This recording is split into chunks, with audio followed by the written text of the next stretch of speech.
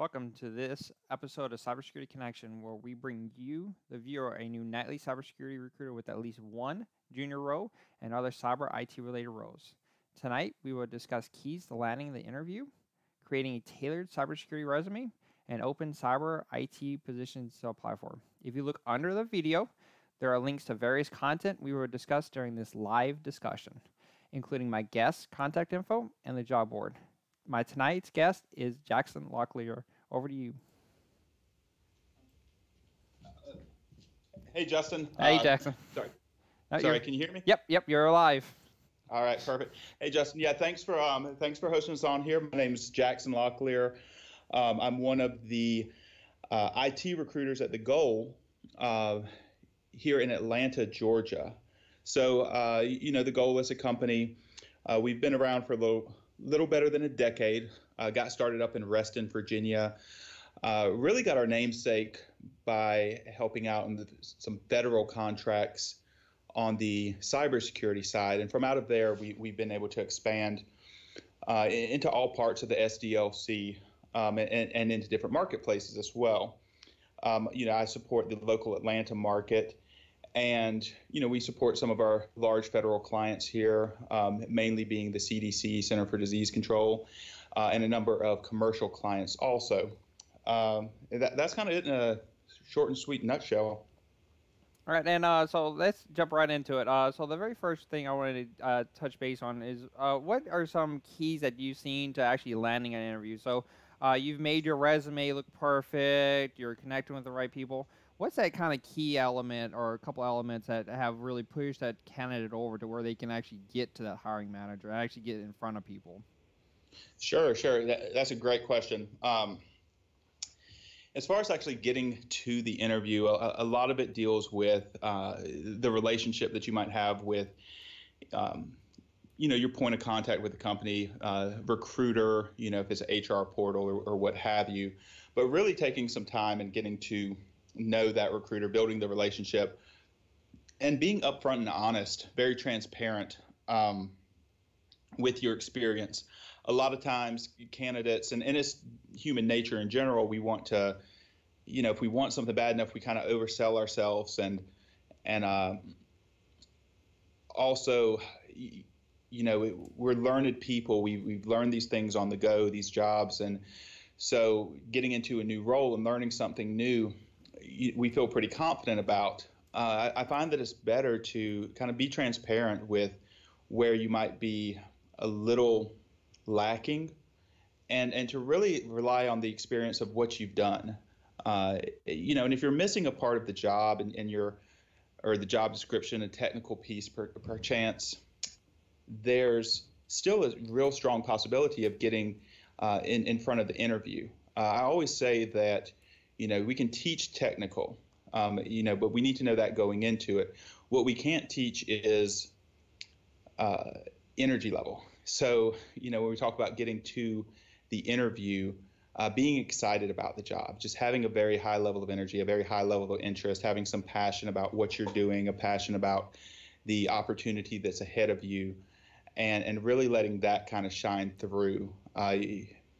Basically, if I've got two candidates that we're working with and they're almost identical, the X factor is really, how excited are they going to be? Is this going to be somebody that's going to need to be motivated or not? And just being willing to jump through the hoops that come up through the entire interviewing process, the hiring process, and showing that you really want it. Oh yeah, and that's the key point is that drive, that motivation. I've kind of alluded to it in the past. Some people, they have that line that's chasing them, that like, hey, I got to get this. And then some people, they're sitting in their mansion and they're not having to get that next step or things like that. So there's kind of that whole piece to the element. And then, so let's talk about that very first job that you have available. The junior automation engineer. So this is basically a QA tester, and this is.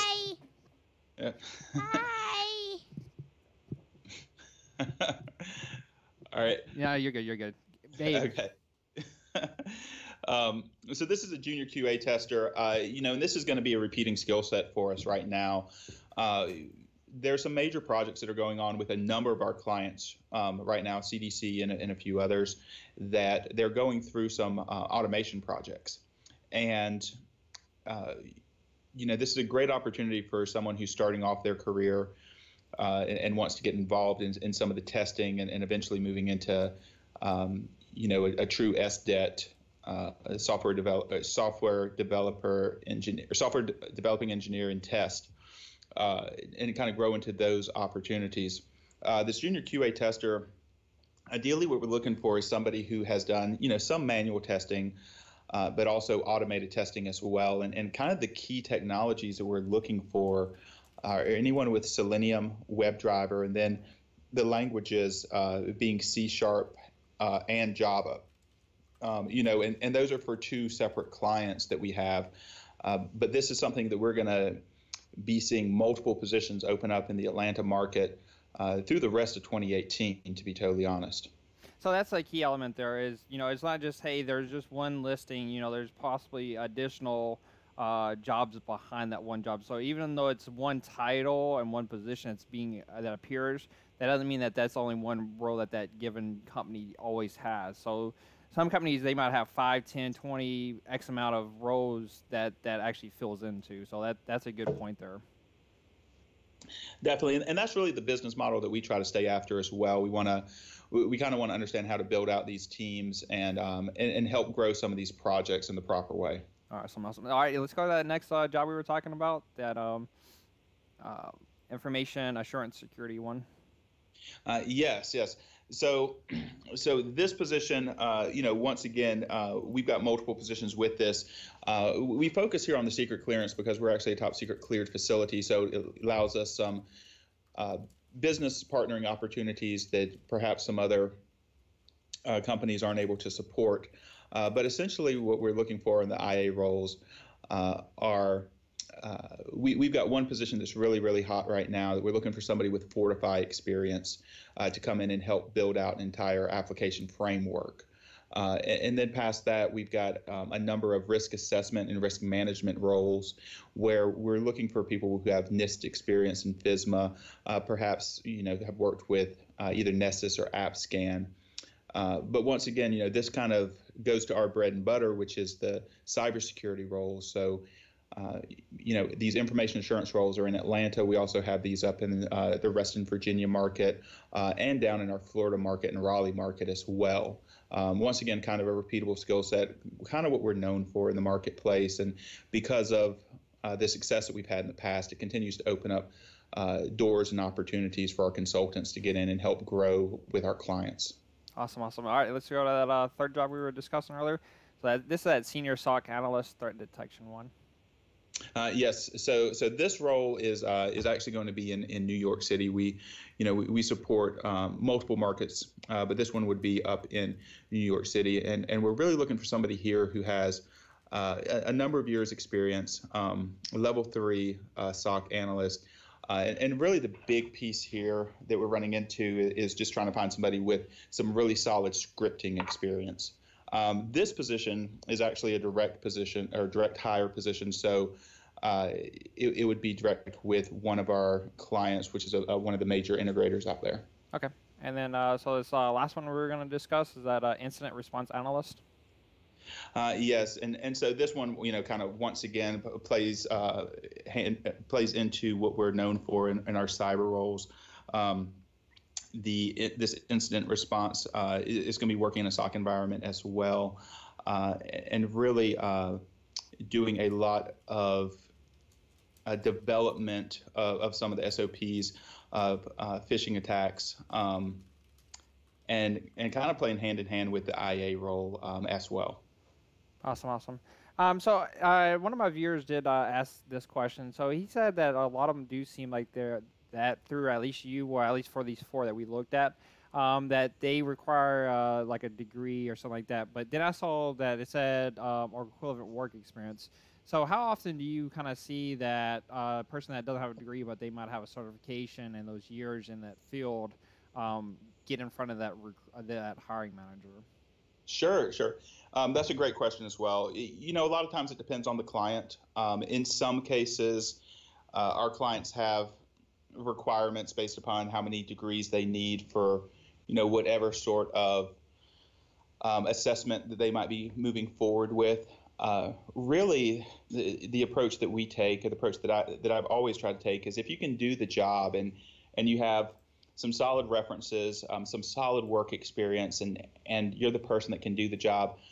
We're more than happy to be able to represent you using our relationships with our clients to see what sort of doors that we might be able to open up on your behalf. And we're also seeing there's been a huge change in the marketplace and kind of with hiring managers as more and more jobs are created, and the lack of talented people to be able to come in and perform the jobs is getting stretched thinner and thinner.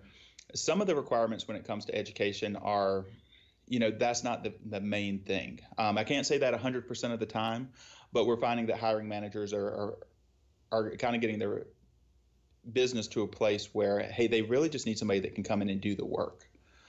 So we're in an interesting transition in the marketplace when it comes to that, especially with engineering across the board, whether it be traditional engineering or IT engineering. Well, and that goes that whole point of market demand. Whenever you have a higher demand, inside a sector, especially like cybersecurity, with its explosion over the last year and continue over the next few years, the requirements are going to get probably a little bit looser because the candidate pool slowly gets less and less. So that's a great point that, based off of who is recruiting or who's hiring, just because that job description does say that in it, doesn't always equal out that's exactly who will be hired into that position. Yeah, exactly. And even now we're starting to see even more federal legislature that's moving forward with retraining programs. A few years ago where software development might have been very, very highly millennial driven is starting to become more of a multi-generational workplace because of people are needing to be retrained and not ready to leave the workforce and kind of want to grow with the marketplace. So I'm really excited to see where the market is going to and the workforce is going to shift over the next few years and how some of the dynamic cultural changes might occur because of that. Awesome. So not too many questions tonight. I will leave it open just for a couple more minutes to questions. Do you have any last, like some closing comments and things for the viewers that are tuning in today and in the future on the whole, like, possibly how the job market is, how they could possibly tweak their searches if they're searching for different positions, maybe critique how maybe a resume can kind of be like changed a little bit, like anything like that that would help the viewers that are looking for cybersecurity positions? Yeah, definitely. In regards to resumes, my past career, I was a chef. So I always like to kind of throw out this allegory. If you go to a restaurant, think like your Chili's or, chain restaurants that have the real big menus, bright colors, a ton of different menu items that are on there, pictures and the whole nine. That's really pretty, but it can be kind of confusing to the eye, and it can take you a long time to actually figure out what you want to eat because it's not conducive to getting information out quickly. So when you're building out your resume, just kind of think like that, like, hey, what's going to be pleasing to the eye? These hiring managers, they're doing a lot more than just hiring. So just being kind of cognizant of what they have going on during the day and being sure that you're going to stand out, and you want to make it easy for them to see, hey, what can you bring to the table? For example, if you're, an automation engineer and you've got some Selenium and you know that that's a hard requirement for the position, that should be one of the first things up at the top. If education is not a requirement, or maybe you want to highlight your experience like we were talking about earlier because your education isn't there, put education down towards the bottom. Make it easy for that hiring manager to look very, very quickly. They're probably going to look it over in 30 seconds and make a snap decision on whether or not they want to move forward. So you want to be just very cognizant of the psyche of your audience when it comes to building out your resumes. And that's the key element is, you have to target, that position and that type of like group, so if you submit for healthcare or if you're submitting for public works or something like that, you kind of have to tailor that resume a little bit more towards that sector So it's not a like one size fits all so you have to know what sector you're also targeting. I think that's a big takeaway too with this whole tailoring the resume. Um, Definitely.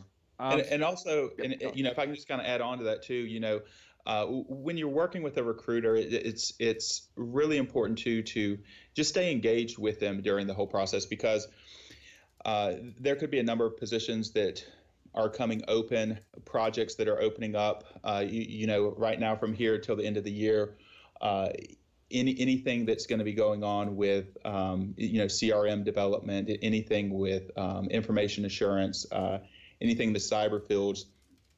Just because you're not a fit for that position, really kind of understand what that recruiter is working on in the big project and the big picture, and see if there's a way to partner with them kind of proactively, and potentially build a team based upon what you're bringing to the table, as opposed to trying to, getting concerned about eliminating yourself because you're missing one or two things. Highlight what you know, and then see where you can take some of the relationships to leverage that experience on your behalf. Awesome, awesome. So I guess that kind of wraps up this tonight's episode. I do want to say thank you for joining us. I do want to see you back next month if you want to join back again next month. I'd love Um, to. and thanks for coming on, having at least one junior position, and then all these other positions. Again, the people that are tuning in right now, and then will be tuning in the future. His details are below. There's a direct link to his LinkedIn. There's a direct link to the job board. So please look at it. If you find something that kind of fits what you are, or maybe could possibly fit you in the future, do reach out to him. Definitely reach out to him. And then with that, I had Sean Watson. He just said thank you. So thank you for tuning in, Sean. Um, and Thanks. and then with that. Thank you for tuning in to Cybersecurity Connection, where we connect you to a new recruiter focused on cybersecurity each and every night. Link to the job website and contact information is below. See you on Thursday night.